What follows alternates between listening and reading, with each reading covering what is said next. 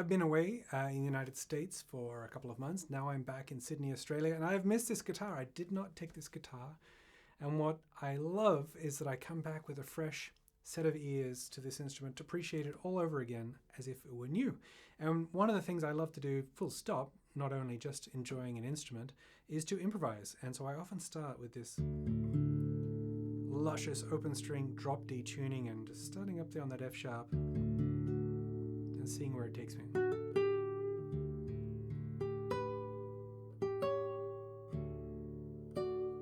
And I'll play a study in drop D just a little bit later. But one of the things about this recent trip, which was fortunate, is that I did not take this guitar with me, where I went to run the CTC summer school, also saw some colleagues and saw some family.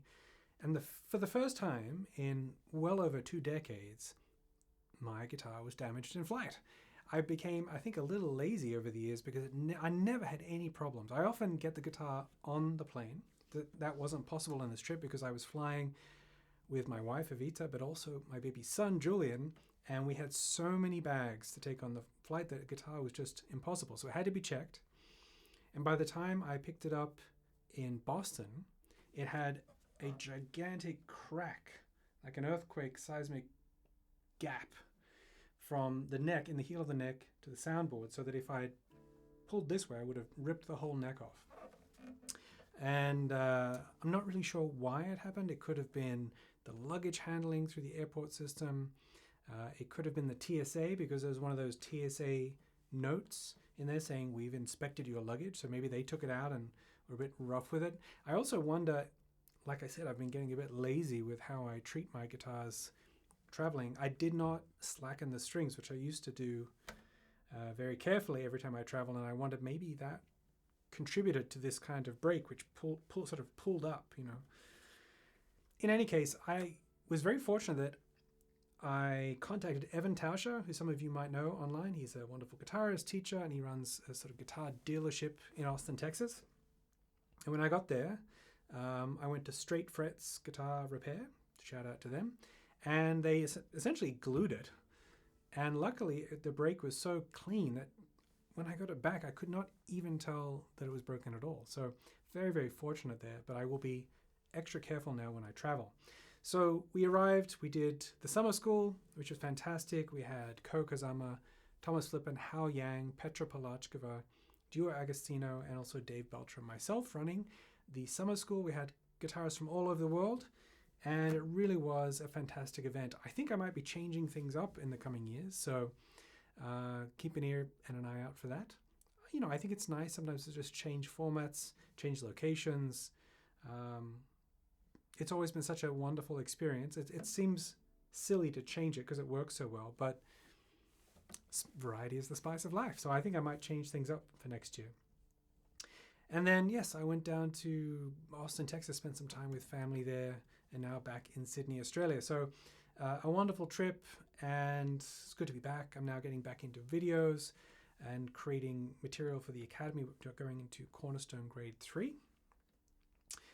I mentioned Evan Tauscher. He and Gohar Vardanyan and Connie Shu will be joining us in the month of August for an intensive series of workshops on technique. So I'll be giving a workshop. Dave Belcher will also be joining in, and Evan, Gohar, and Connie. And throughout this month, we'll have the opportunity to have these workshops, which all the members of the CGC Academy can attend. And then we'll have Q&A sessions afterwards, so that you can really get to ask your specific question. What I find with technique is that it's really wonderful to hear other people's way of describing technique. A lot of what we teach is overlapping. You know, these days, classical guitar technique is relatively homogeneous. You're not going to get hugely contrasting ideas. Every now and then you'll find teachers that might advise differently from one thing to another, but for better or for worse, classical guitar technique has been pretty homogeneous for a while now.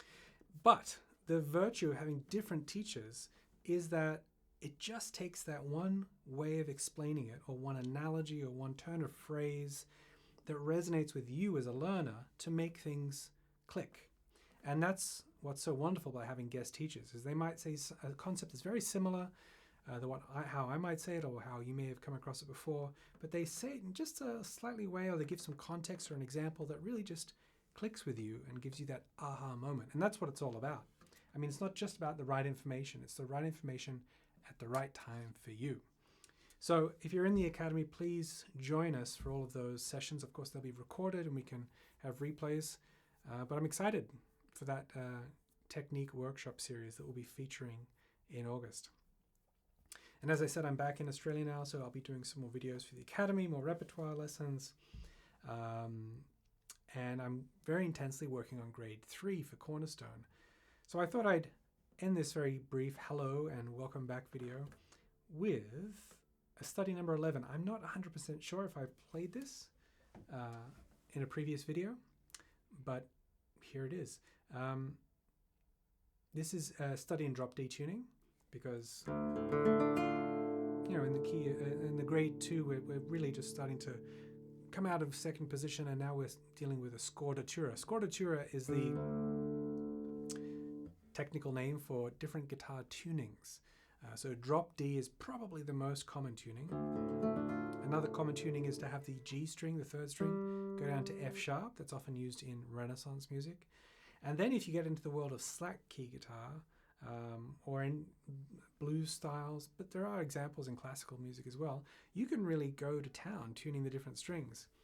Dadgad tuning is a very common one, so going D, A, D, G, A, D. Some of these tunings really work well with slides, so that, you know, essentially you get a chord when you hold down one barre on one fret. That's a really interesting world to go into. In any case, here's study number 11. Great to see you again. I'll be doing more of these fireside chats in the coming weeks.